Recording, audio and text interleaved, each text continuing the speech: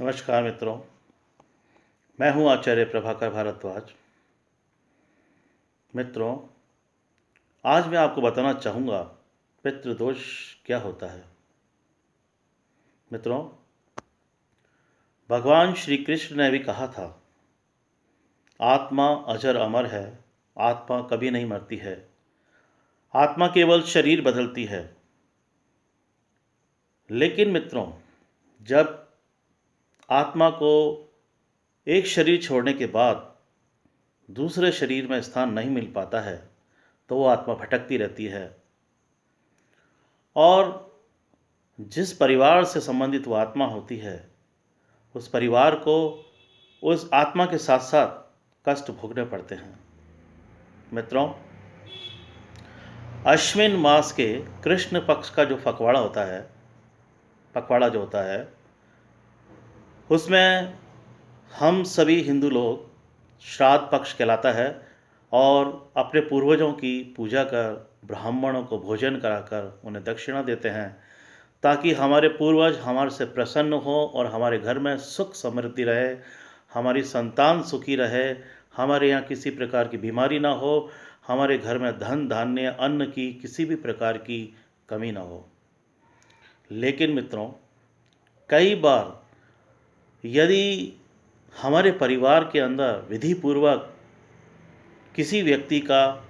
जो हमारे पूर्वज रहे हैं उनका अंतिम संस्कार नहीं किया जाता है या उनका श्राद्ध पक्ष में सही विधि पूर्वक श्राद्ध नहीं किया जाता है तो उनकी अंतरात्मा हमेशा तड़पती रहती है और वो आत्मा दूसरे शरीर में स्थान पाने की बजाय भटकती रहती है, जिसकी वजह से हमारे परिवार को कई कष्ट भोगने पड़ते हैं। जैसे आर्थिक तंगी बनी रहना, पैसे का आना लेकिन उससे भी ज़्यादा खर्च हो जाना, कर्ज में डूब जाना, हारी बीमारी से परेशान रहना, आर्थिक तंगी रहना, घर में कलेश रहना, इन सभी कारणों का सबसे बड़ा जो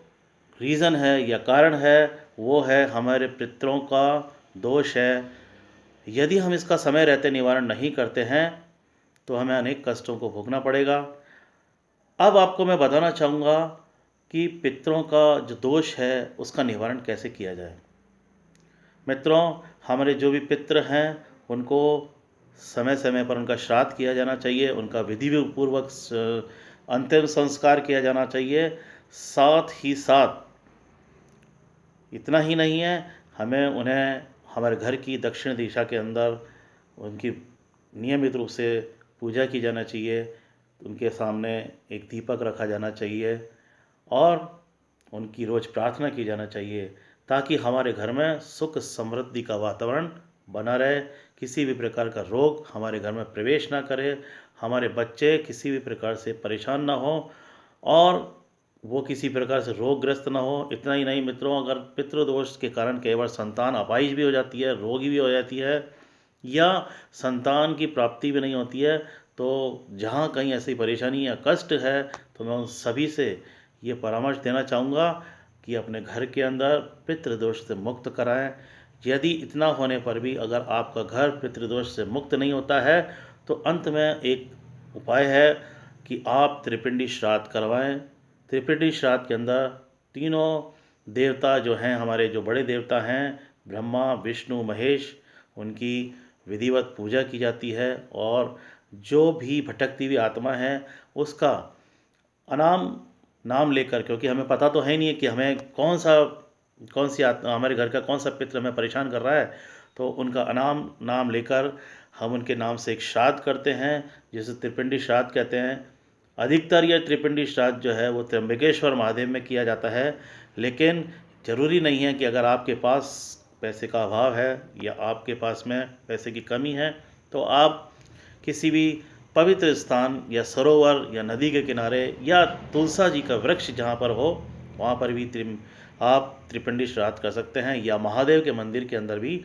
आप जाकर त्रिपिंडी श्राद्ध करवा सकते हैं ताकि हमारे पितृ जो हैं उनकी आत्मा को शांति मिले और हमारे घर में सुख शांति बनी रहे। धन्यवाद।